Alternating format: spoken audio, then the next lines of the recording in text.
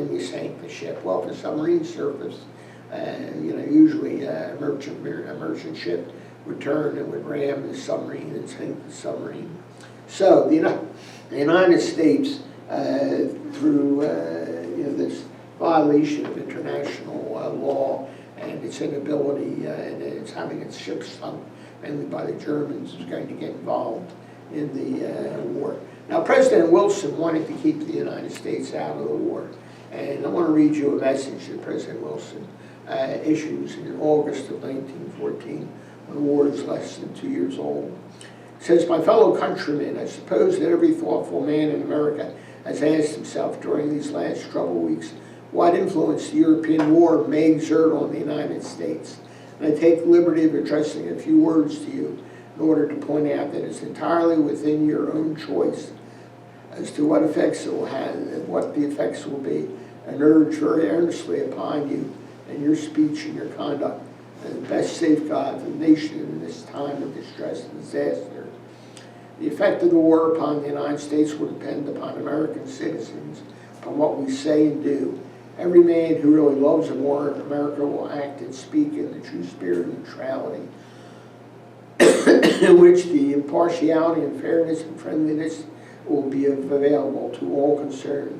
The spirit of the nation in this critical matter will be determined largely by what individuals and societies, those gathered in public meetings, say and do, upon newspapers, magazines, and upon what ministers utter in their pulpits, and what men proclaim as to their opinions on the streets." Then he goes on and says that, we're a nation descended from the British, the French, the Irish, the Austrian, Austro-Hungarians, Germans, and the Russians, and we're a nation divided. We don't want that that war to divide us over here. Now, Wilson's program in 1916 was to keep us out of war. He ran on that program. He kept us out of war. And he is narrowly reelected President of the United States on that program. But already by that time, Wilson is thinking about bringing the United States into the war. Woodrow Wilson is a progressive. As a progressive, he believes in the power of government to do good. He thinks the society can be molded to do good. And he looks upon the war, and he sends his aide, Colonel House, over to Europe to find out what the war aims of the various powers are. And he makes various proposals for peace, how peace can be established. Well, he's not listened to. All sides are going for victory in the war, and all sides think that the war can be won. So, by 1917, the Germans renew unrestricted submarine warfare, and Wilson has warned them that if they do this, then we will declare war. They renew it anyway, so we figure this out. Well, the United States is going to declare war. Theodore Roosevelt was one of the people who was campaigning for war. He saw this as a war against Germany, against an autocracy. When the Germans declare unrestricted submarine warfare, that puts the United States on the edge. What pushes the United States over the edge is something known as the Zimmermann telegram. Anybody ever heard of the Zimmermann telegram? Yes. Zimmermann was the German foreign minister, and he had been negotiating with the Mexicans in the event that the United States comes into a war. He wanted Germany to sign a treaty with Mexico and allow Mexico to get Texas, Arizona, and New Mexico back, which we had taken during the Mexican War. Well, Zimmermann had sent a telegram to this effect to the German embassy in Mexico City. Now, one thing you need to know is that when the war began, the British, who controlled all the overseas cables because they ran from Europe to America through London, had kept the German cable intact. Why did they keep the German cable intact? So they can listen. Well, they said they wanted to do this because in the interest of fairness, in the interest of international comedy, they didn't want to cut off communication between the United States, between Germany and Austria-Hungary. Well, the real reason they wanted to keep the cable intact was the British were tapping into the cable. Right. And they were reading all the traffic that was going through. The British had broken the German diplomatic code. Back to the Zimmermann telegram. The British had intercepted the Zimmermann telegram. They waited about 2 months before they were ready to release it. And after the Germans announced unrestricted submarine warfare, that's when they released it to the newspapers. They released it at a time when they knew Wilson would blow his top. So they released the Zimmermann telegram. Wilson goes before Congress and gets a declaration of war. And April 1917, we're at war with Germany. We're not, we're not an allied power. We're sort of an affiliated power. Wilson didn't want to get us too close to the French and the British because he didn't really trust the French and the British. And he was right not to trust the French and the British. They had their own specific war aims, which are not our war aims. But Wilson gets us now involved in the war. The interesting thing is we have an army of only 98,000 men. So first thing you have to do is institute a draft. We instituted a draft. We drafted 2.5 million men, and we trained them. And within about 3 months, the ships are going from New York, and Philadelphia, and Boston over to Europe. Now, the American Navy had been building since 1916. Wilson had gotten a naval appropriations bill through the Congress of the United States. So we had sufficient destroyers to escort those ships to Great Britain. Although the Germans tried to sink some of the troop ships, they weren't able to sink the troop ships. Now, the arrival of these American troops over in England and France created a great stir because the war had been going on for 3 years, and a lot of men had been killed, and they were running out of not only material resources, they were running out of human resources. And to see all these fresh, eager young Americans come really gave the British and the French a great stir. Now, 1917 is a very critical year. In 1917, we have the Russian Revolution, and Russia drops out of the war. So Germany starts shifting its army from the Eastern Front to the Western Front. And the German aim is to build up its army to a sufficient size by the spring of 1918 that will launch an offensive and crack the French lines and crack the British lines and win the war before the American army can get there. So there's really a race that's now involved. When the American army goes to Europe, we have rifles, but we don't really have any heavy artillery. We don't have any tanks. The French, tanks have been invented by this period of time by the British. And the British and the French have tanks. We don't have any poison gas. We haven't been doing poison gas against the Indians. It wasn't necessary against the Indians. We didn't have any modern weaponry, so we had to take a lot of the weaponry that the British and the French had. Immediately after the American army gets over there, General John J. Pershing is put in command of the American army. Pershing is an old officer. He was born in 1860. He grew up in the West. He fought in the Indian Wars. He fought in the Spanish-American War. Pershing goes over there. Pershing has a problem right away. Pershing is, I think, is a 4-star general, was higher than General Pershing. So eventually later what Congress had to do is to create another rank, create a special rank for General Pershing called General of the Armies, and give him an equal rank because we don't have field marshals. But Pershing got over there and he kept control of the American troops. The French wanted American troops to be fed into the French army and the British army as needed, to replenish their units.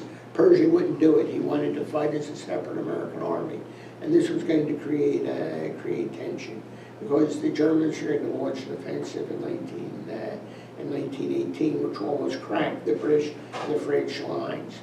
Now, we're doing a lot more besides drafting 2.5 million men in the American Army.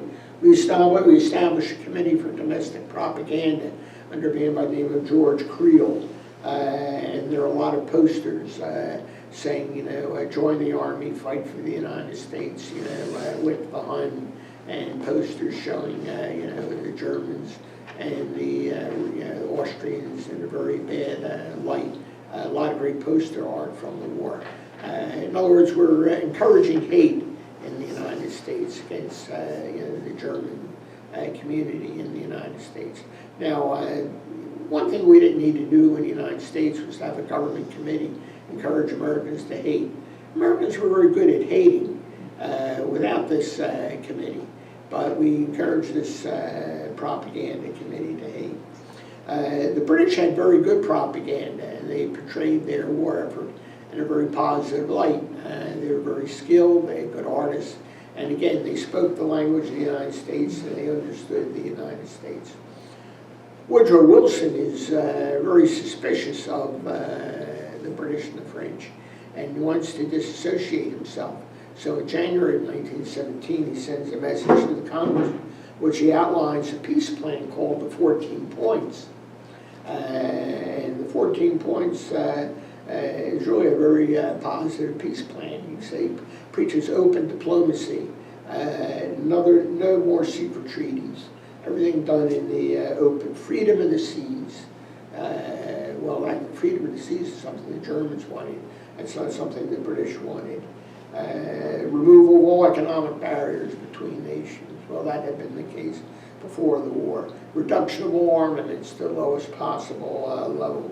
Readjustment of all colonial claims. With the people of the colonies having equal say in the boundaries of those colonies. Withdrawing of European boundaries along the lines of nationality, pure nationality. This is not going to be very good for the Austro-Hungarian Empire. And the formation of an association of all nations, essentially a League of Nations. So he comes up with his 14 points, and he announces them to Congress, and then these make their way to Europe. This is wildly enthusiastically accepted by the peoples of France, and the peoples of Germany, and even the peoples and the peoples of England, even the peoples of Russia, like Wilson's 14 points. Clemenceau of France, the French Prime Minister, didn't quite understand why Wilson needed 14 points, because as he told his cabinet one day, why does Monsieur Wilson need 14 points? After all, God only needed 10 commandments. And there was no way Wilson Woodrow Wilson was going to get his 14 points adopted by and accepted by Clemenceau and the European leaders. They looked upon Wilson as an amateur, a rank amateur. The United States also passes an Espionage Act and a Sedition Act. We hadn't had an Espionage and Sedition Act since 1798. So speaking out against the war effort or trying to disrupt war production or trying to interfere with the draft or refusing to be drafted could get you thrown in jail for a number of years. And this was considered by many Americans to be an infringement upon the First Amendment of the Constitution, freedom of speech. You're supposed to have freedom of speech. But if you got up on a street corner and you spoke out against the war, you could be arrested under the Alien and Sedition Acts. Famous case is going to go before the Supreme Court. It would be the case of Schenck. I forget what the rest of it was, but it's going to be decided by Oliver Wendell Holmes. He's going to write a very famous dissent in this case, but the legality of this will be upheld. So we mobilize an army, we pass the Alien and Sedition Acts. We mobilize the railroads, we seize the railroads and tell the railroads, how they're going to operate, what freight they're going to haul, what the charges are. We seize control of the farms. We didn't actually take title of the farms, but we told the farmers what they were going to grow, where they're going to sell it. We took control of industry. We told industry what they're going to build and what the standards are and what they would pay their workers. Now, if you were a progressive in the United States, this was your dream. You had wanted the government involved in the railroads. If you're a farmer, you wanted the government involved in the railroads. You wanted the government to operate the grain elevators. You wanted the government to regulate unions and see that unions got a fair shake in the industrial process of the United States. So, I mean, the war essentially shows the inherent power of the federal government to regulate the economy for a specific aim. And that specific aim was winning the war effort. So the country mobilizes. It mobilizes its army, it mobilizes its navy, it mobilizes its industry, it mobilizes its agriculture, and the great power of the United States is shown. The First World War lasts only 18 months as far as the United States is concerned, but we will ship 2.5 million men to France. An amazing achievement. They all got there successfully. The American Army in France was known as the American Expeditionary Force. It was under the command of General John J. Pershing. And it got to France just in the nick of time. The Italians had suffered a huge defeat at the Battle of Caporetto, at the battles of the Isonzo. When the poor Italians, they got involved in the war in 1915. They lost the first battle of the Isonzo, the second battle of the Isonzo, the third battle of the Isonzo, the fourth battle of the Isonzo. They couldn't make any headway against the Austrians. And the Russian Revolution occurs in early 1917. Russia drops out of the war, becomes a democratic society under Kerensky, and eventually that Kerensky government will fail in the fall of 1914, and the Bolsheviks will come into control under a man by the name of Vladimir Ilyich Lenin, who's preaching, land, peace, and bread, and he will withdraw the Russians from the war. Now it's interesting, when the Russians pull out of the war and the Germans sign a peace treaty with them, this is the peace treaty Brest-Litovsk, they take about 250,000 miles of Russian territory. They take the entire Ukraine, they take Latvia, Lithuania, Estonia, they take Finland, they take Bessarabia. So a lot of times when people say the peace treaty of Versailles was very hard, it was nothing like the peace that the Germans imposed upon the Russians. But with the Russians out of the war, that made it easier to sell the war to the Americans, because it was a war seen as an American democracy, British and French democracy, against the Germans. The Germans under Hindenburg and Ludendorff, launched a large offensive in March 1918. They essentially roll the dice. They take the entire German army, they take all their resources, and from March till July of 1917, they're attacking continually along the Western Front, attacking the British and attacking the French. They suffer huge casualties. They come to within about 30 miles of Paris. By July 1918, they run out of steam. By July 1918, Pershing is willing to let the American army go into battle, and he gets a separate front, and the American army now begins to fight alongside the British and the French. Incidentally, the American army during this time was a segregated army, and the French said, look, if you're not going to use your soldiers during this period of time, can we have your black soldiers? They're only being used as, in supplying logistics. So Pershing said, all right, so he let black American soldiers volunteer for the French army, and they volunteered with the French army, and they served with distinction, and many of them were awarded medals. And Pershing didn't like that, and he eventually went to Foch and he said, no, you can't do that. You can't give them medals. We don't like that at all. All right, so the war in July, August 1914, the American Army goes on the offensive. You have the Battle of the Meuse-Argonne, you have a British offensive, a French offensive, and the Germans are being forced back. How many people read All Quiet on the Western Front?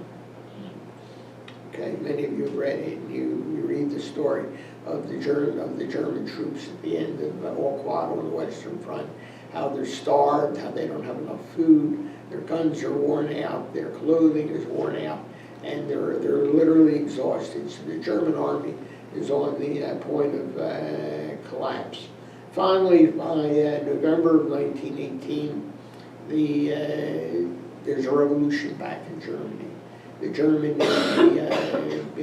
mutinies, and Wilson says, we're willing to negotiate an armistice with you, but we won't negotiate with the Kaiser. So the Kaiser takes the hint, he hops on a train and he goes to the Netherlands.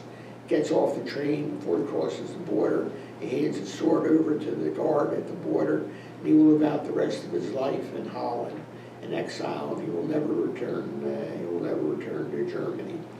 Now the Germans got an armistice on November the 11th, 1918. The armistice comes at the 11th, on the 11th day of the month, the 11th hour of the month in 1918. They get an armistice. And the armistice is going to have to wait until, be in effect until the peace treaty can be signed. While the armistice is in effect, the British maintain a blockade on Germany. And this is very severe because the Germans are starving. They don't have enough food. They can import food. There are food ships waiting to go into Germany, but the British won't let the food in. Again, a violation of international law. And they'll keep that blockade on Germany until June of 1919. The Germans, in the meantime, are not invited to the Conference of Versailles. Now, if you're going to have a peace treaty, you want to invite all the powers. In 1814, after the Napoleonic Wars, the Talleyrand, who ran the peace conference at Vienna, invited the British, the French, the Austrians, the Germans, Prussians, and the Russians to the conference. Invited the French. They've been fighting the French for 25 years. Why did he invite the French? He said, look, France is a major power. The problem was not France, the problem was Napoleon. We got rid of Napoleon. We have to make sure that the French buy into this peace treaty. Well, they didn't do that at Versailles. They came up with this peace treaty, and the British and the French divided up the Austro-Hungarian Empire. They divided up the Ottoman Empire. Now, one of the great mistakes they made a lot of mistakes in the Ottoman Empire, but they divided it up into British and French colonies. The French took over Syria and Lebanon. The British took over modern-day Iraq, modern-day Kuwait, modern-day Israel, Palestine. There were two other groups who were vying for independence who they didn't listen to. One was the Kurds. Boy, they should have listened to the Kurds. There were 45 million Kurds living in the Ottoman Empire, and they could have given the Kurds their separate state. They didn't do it. They divided the Kurds among 4 different nations: the residual Turkish states, Syria, Iraq, and Iran. And that's been a problem for 100 years. So the Kurds didn't get their own state. The British also looked around and they looked at Iraq, and they were changing their navy over from coal to oil. They knew there was a lot of oil in Kuwait, so they detached the southern province of Iraq and made it an independent nation state of Kuwait under British protection. In 1991, if you remember, when Saddam Hussein invaded Iraq, what did he say? He was invading only his own territory, the 14th province. Well, he was right. Iraq was traditionally part of, Kuwait is traditionally part of Iraq and should have been part of Iraq. So they made a lot of mistakes, and we're still paying the results of those mistakes. But there's a lot of hard feeling, and they wanted to make sure the Germans felt the pain. So they put in the peace treaty a clause that said Germany was responsible for the war.